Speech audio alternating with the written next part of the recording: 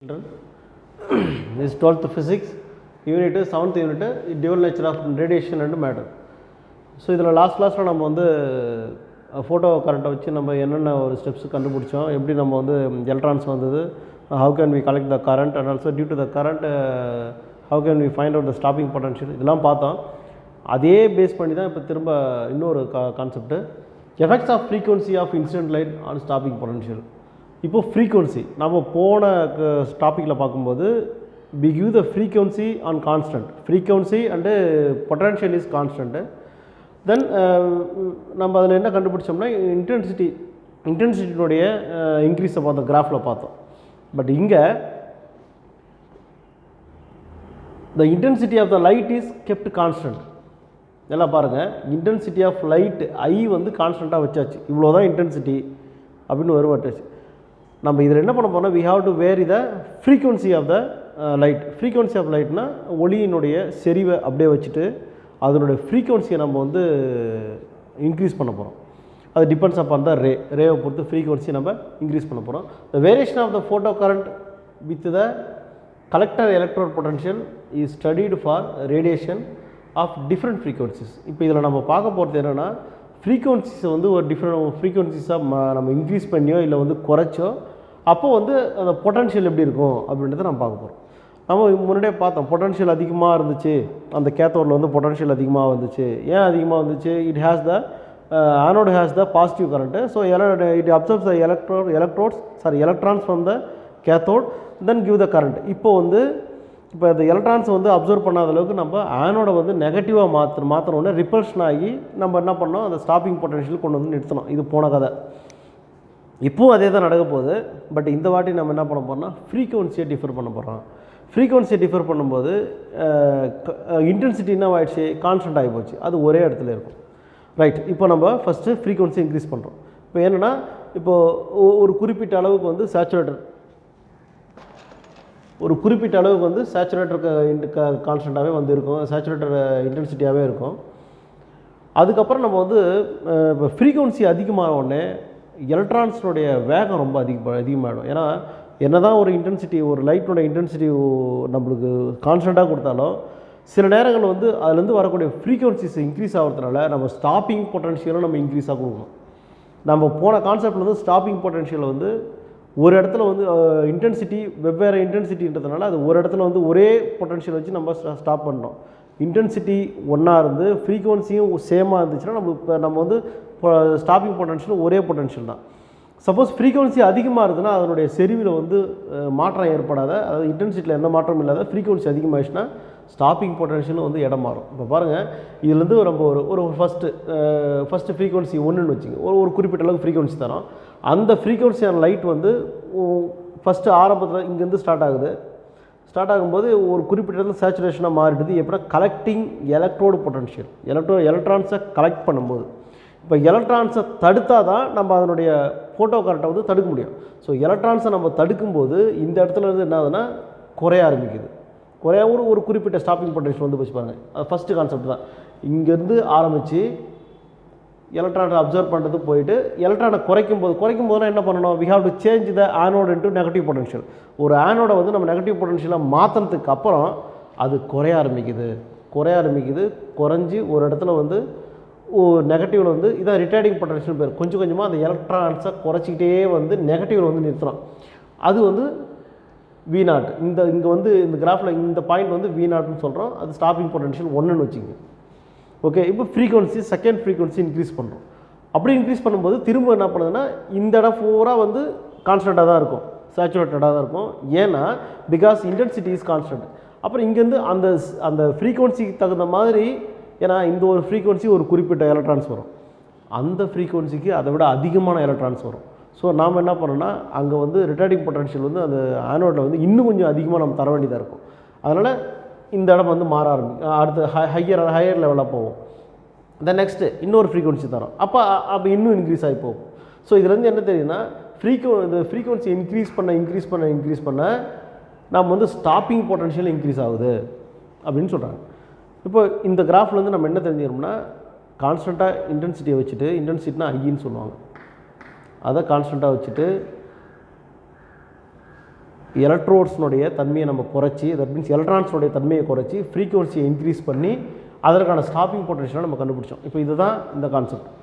So இந்த கிராஃப்லேருந்து நம்மளுக்கு தெரிஞ்சது என்னென்னா, இந்த V0 is very. V0 means stopping potential is, that means retarding potential V0 is very for different frequencies. ஒவ்வொரு ஃப்ரீக்வன்சிஸுக்கும் ஒரு மாதிரியான ஒரு ஸ்டாப்பிங் பொட்டன்ஷியல் நம்ம கண்டுபிடிக்கிறோம். ஆனால் அப்போ அங்கே பார்த்தீங்கன்னா இன்டென்சிட்டி வந்து டிஃப்ரெண்ட்டாக இருந்தது, frequency same.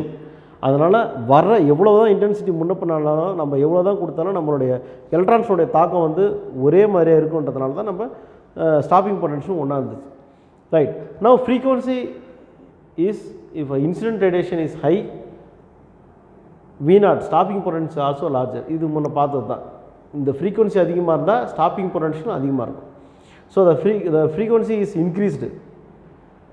The photo current also emitted with greater kinetic energy. இப்போ ஃப்ரீக்வன்சி அதிகமாச்சுன்னா கரண்ட்டு ரொம்ப அதிகமாகவும் எஃபிஷியன்சி ரொம்ப அதிகமாகிடும்.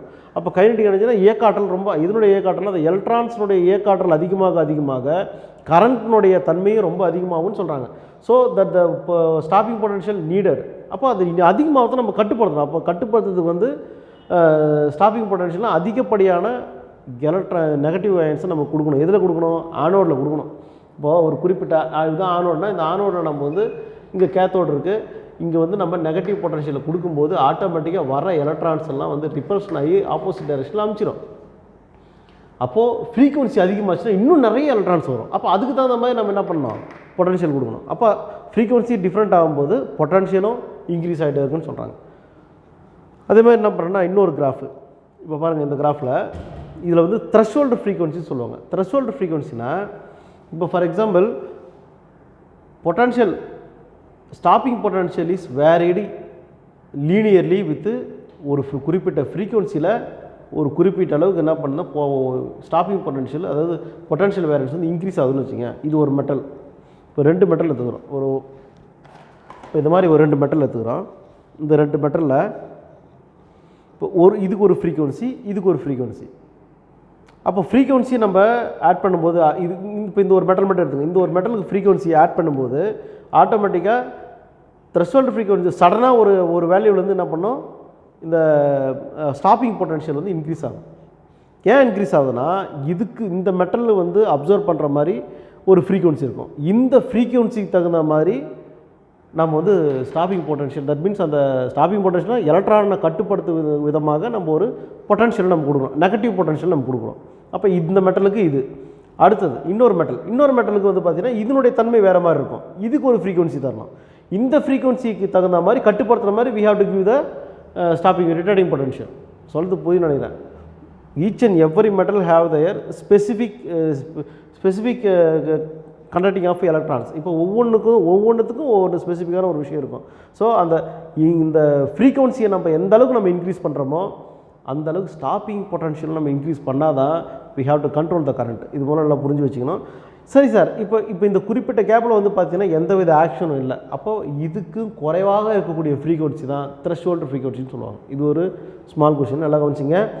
எவ்வளோ இதை பாருங்க, stopping potential is varied, that means potential is varied லீனியர்னா ஒரே நேர்கோட்டில் சடனாக ரைஸ் ஆன மாதிரி ஆகுதுன்னா பிலோ தட் ஃப்ரீக்வன்சி, அந்த ஃப்ரீக்வன்சி கம்மியாக இருக்கிற ஃப்ரீக்வன்சி தான் என்னது த்ரெஷ்ஹோல்டு ஃப்ரீக்வன்சி அப்படின்னு சொல்கிறாங்க. இப்போ பார்த்தீங்கன்னா எப்பவுமே 0லேருந்து தான் நம்ம இன்க்ரீஸ் பண்ணுவோம். நல்லா பாருங்கள், ஒவ்வொரு கிராஃபும் பாருங்கள் 0லேருந்து தான் இன்க்ரீஸ் பண்ணுவோம். ஆனால் இப்போ சடனாக வந்து ஒரு இடத்துலேருந்து இன்க்ரீஸ் ஆக சொன்னால் இது கீழே இருக்கிற ஃப்ரீக்வன்சியை நம்ம என்னென்னு சொல்லுவோம், த்ரெஷ்ஹோல்டு ஃப்ரீக்வன்சின்னு சொல்லுவோம். ரைட். இப்போ வந்து இந்த ஃபோட்டோ எலக்ட்ரிக் கரண்ட்டில் வந்து நம்ம மேஜரான ஒரு சர்க்யூட் டயக்ராம் பார்த்துருப்போம். அதில் எப்படி கேத்தோட ஆனோட கொண்டு வந்துன்னு பார்த்தோம். அதை பேஸ் பண்ணி தான் இந்த கிராஃப்லாம். இந்த 2 கிராஃப் எதுனா இதுக்கு முன்னாடி பார்த்தது. இப்போ இந்த 4 கிராஃபையும் நம்ம கம்பேர் பண்ண போகிறோம். நல்லா கவனிங்க.